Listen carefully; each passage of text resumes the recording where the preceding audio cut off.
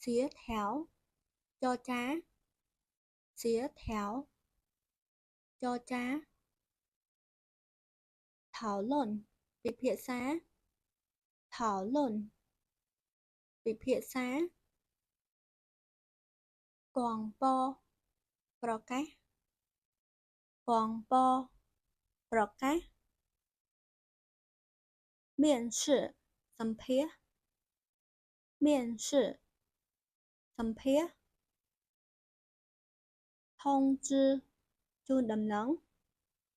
Thông知, chu đầm nắng.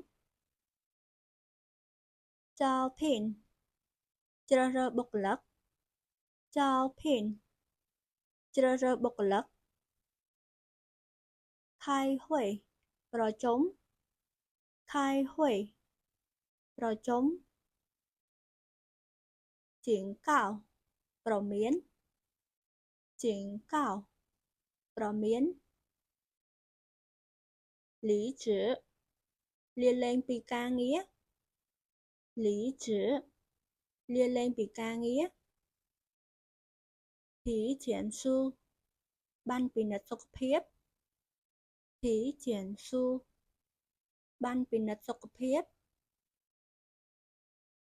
Chu rù chậm, ban chỉnh chối. Chu rù chậm, ban chỉnh chối. Chu sân, chân miễn. Sầm bột cầm nát. Chu sân, chân miễn. Sầm bột cầm nát. Vấn kiện, ai cờ xá. Vấn kiện, ai cờ xá. Chào phiền, rục thoát. Chào phiền, rục thoát. Bản sổ xỉ, bầm banh bạch bát. Bản sổ xỉ, bầm banh bạch bát. Sổ xỉ, bạch bát. Sổ xỉ, bạch bát. Bù chỉ cỡ, rồi lòng mình chóp. Bù chỉ cỡ, rồi lòng mình chóp. Chỉ cỡ, rồi lòng chóp. Chỉ cỡ, rồi lòng chóp.正式, lời cá.正式, lời cá. Sử dụng, ca sa lợ 4. Sử dụng, ca sa lợ 4. Hợp同终止,បញ្ចប់កិច្ចសន្យា. Hợp同终止,បញ្ចប់កិច្ចសន្យា. Hợp同,កិច្ចសន្យា. Hợp同,កិច្ចសន្យា. Xía tháo, cho trá. Xía tháo, cho trá. Thảo luận, việc hiện xá. Thảo luận, việc hiện xá. Quảng bò, broadcast. Quảng bò, broadcast. Miễn sự, sầm phía. Miễn sự, sầm phía. Thông知, chu đầm nắng. Thông知, chu đầm nắng. Chào phiền, chơ rơ bốc lắc.